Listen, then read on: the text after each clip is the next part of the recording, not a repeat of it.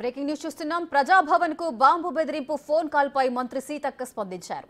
సమస్యలు చెప్పుకోవడానికి ప్రతి ఒక్కరూ ప్రజాభవన్ కు వస్తున్నారని, అందుకే ఆగంతకులు ఎవరైనా కాల్ చేశారేమో అని అనుమానం వ్యక్తం చేశారు. పోలీసులు దర్యాప్తు చేస్తున్నారని, నిజానిజాలు త్వరలోనే తెలుస్తాయన్నారు మంత్రి సీతక్క.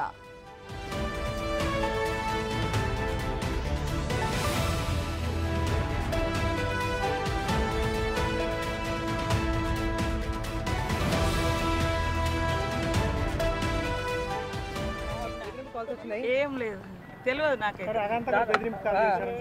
అంటే మీరుంటారు, బట్టి విక్రమార్క గారు ఉంటారు. అంటే ప్రజలకు స్వేచ్ఛగా వచ్చే అవకాశం ఇస్తే అట్లాంటివి జరుగుతాయి. మరి ఏంది అర్థం కావట్లేదు. అలా ఏముందో పోలీస్ అధికారులు ఉమ్మడి కాంగ్రెస్ అరే మేమంతా స్వేచ్ఛగా ఎవరైనా రాని అని గేట్ల కాడికి వస్తున్నాం, ఇన్నలా పిలుస్తున్నాం. అది తప్ప అదేంటనే తెలియదు. ఇప్పుడైతే ఎవరు వచ్చినా ఇక్కడ నుంచి లోపలికి రావడానికి ఫుల్ ఎంట్రన్స్, అంటే స్వేచ్ఛగా వస్తున్నారు. అందరినీ రాణిస్తున్నాం, కష్టాలు ఉంటాయని. ఎవరన్నా రాకుండా ఇక్కడ ఒక్కరు నాపంగానే ఇక్కడ వచ్చి అంటే లొల్లి పెడుతున్నారు కొంతమంది.